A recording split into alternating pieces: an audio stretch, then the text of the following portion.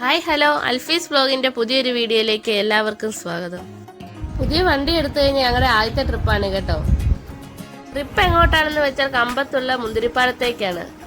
തമിഴ്നാട്ടിൽ over camp ഇറങ്ങി കഴിഞ്ഞാൽ പിന്നെ മുഴുവൻ കൃഷിപ്പാടങ്ങളാണ്.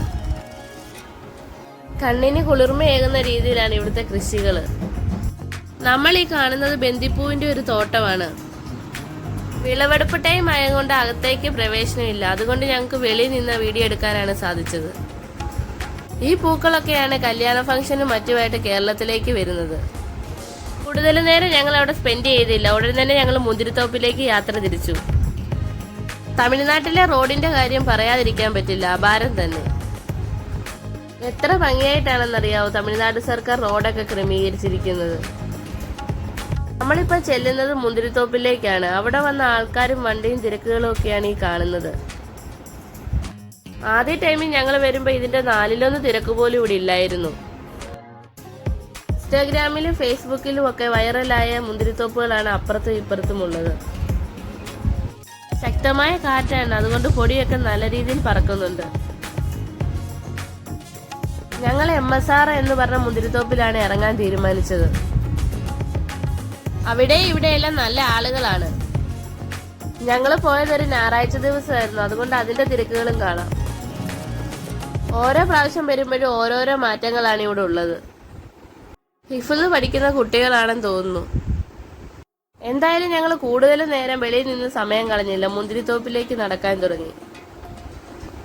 ഇപ്പോൾ ഇവിടെ ഒത്തിരി ആക്ടിവിറ്റീസും വന്നിട്ടുണ്ട്.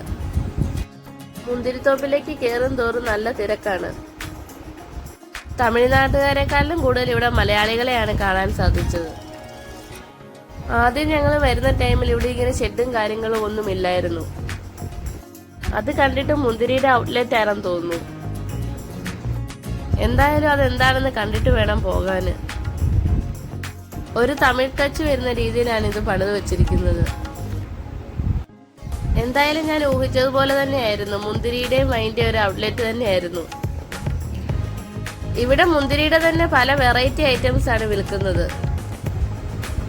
വെളിയിലും ഇതുപോലൊക്കെ ഒത്തിരി ഔട്ട്ലെറ്റുകളുണ്ട് മുന്തിരിങ്ങയും വൈനും ഒക്കെ വിൽക്കുന്നത്.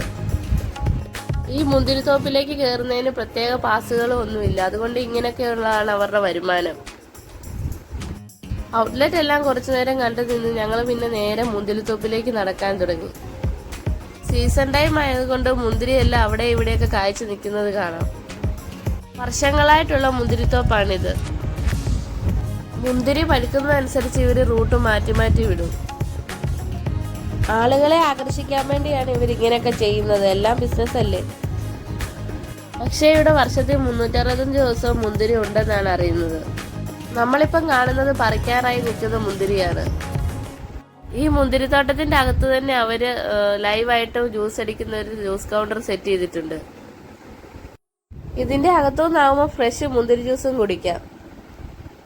40 രൂപയോ 50 രൂപയോ മറ്റുമാണ് ഇവർ ഈ മുന്തിരി ജ്യൂസിന് ചാർജ് ചെയ്യുന്നത്. ലൈവായിട്ട് തന്നെയാണ് അവർ ജ്യൂസ് അടിച്ചു തരുന്നത്. മുന്തിരിത്തോപ്പിന്റെ അകത്തേക്ക് കയറി കഴിഞ്ഞപ്പോൾ ഫോട്ടോ എടുക്കാനുള്ള ആളുകളുടെ തിരക്കാണ്. ഇവിടെ നിൽക്കുന്ന മുന്തിരിങ്ങയൊക്കെ ഏകദേശം പറിക്കാറായതാണ്. ഇതവർ വെറുതെ ഡിസ്പ്ലേക്ക് ഇട്ടേക്കുന്ന മുന്തിരിങ്ങയും ഫോട്ടോ ഒക്കെ എടുക്കാനുള്ള മുന്തിരിങ്ങ ആണെന്ന് തോന്നുന്നു. ഈ കാണുന്നത് പച്ച മുന്തിരിങ്ങയാണ്. ഇതായി വരുന്നതേ ഉള്ളൂ. നമ്മൾ നിൽക്കുന്നിടത്തെ മുന്തിരിങ്ങ തീരുമ്പോൾ ഇത് അവർ ഓപ്പൺ ആക്കും. എന്തായാലും മുന്തിരിങ്ങ നിൽക്കുന്നത് കാണാൻ പ്രത്യേക ഒരു ഭംഗിയാണ്. കായ്ച്ചു നിൽക്കുന്ന ഈ മുന്തിരിങ്ങ പറിക്കാൻ പാടില്ല. പറിച്ചു കഴിഞ്ഞാൽ 500 രൂപ ഫൈനാണ്. കേരളത്തിലേക്ക് ഇവിടുന്ന് മുന്തിരി കയറ്റുമതി ചെയ്യുന്നുണ്ട്. ഏക്കർ കണക്കിനാണ് ഇവിടെ മുന്തിരിപ്പാടം. കണ്ണെത്താ ദൂരത്ത് വരെ മുന്തിരിപ്പാടങ്ങളാണ്. ഈ മുന്തിരിപ്പാടം സ്ഥിതി ചെയ്യുന്നത് തമിഴ്നാട്ടിലുള്ള ഗൂഡല്ലൂരാണ്. കൊല്ലം തേനി ദേശീയ ഹൈവേയിലാണ്. ഇവിടെ വന്നു കഴിഞ്ഞാൽ ഈ ആക്ടിവിറ്റീസ് ഒക്കെ ചെയ്തു നോക്കാവുന്നതാണ്. അതിനൊക്കെ സെപ്പറേറ്റ് ചാർജുമുണ്ട്. ബേർഡ്സ്, സ്നേക്ക് എന്നിങ്ങനെ ഒത്തിരി ഐറ്റംസും ഉണ്ട് ഇവിടെ. വെളിയിൽ ഇറങ്ങിക്കഴിഞ്ഞാൽ പിന്നെ ഇതുപോലെ ചെറുകിട കച്ചവടക്കാർ ഒത്തിരി ഇരിക്കുന്നത് കാണാം. മുന്തിരിത്തോപ്പ് കാണാൻ വരുന്നവർക്ക് അത്യാവശ്യം പർച്ചേസ് ചെയ്യാനുള്ള സ്ഥലങ്ങളുമുണ്ട്. കൂടുതൽ വലിച്ചു നീട്ടുന്നില്ല. അപ്പോൾ എൻ്റെ ഈ വീഡിയോ കണ്ട് ഇഷ്ടപ്പെട്ടാൽ ലൈക്ക് ചെയ്യാനും ഷെയർ ചെയ്യാനും സബ്സ്ക്രൈബ് ചെയ്യാനും മറക്കല്ലേ. അടുത്ത വീഡിയോ ആയിട്ട് വീണ്ടും കാണാം. Okay, by.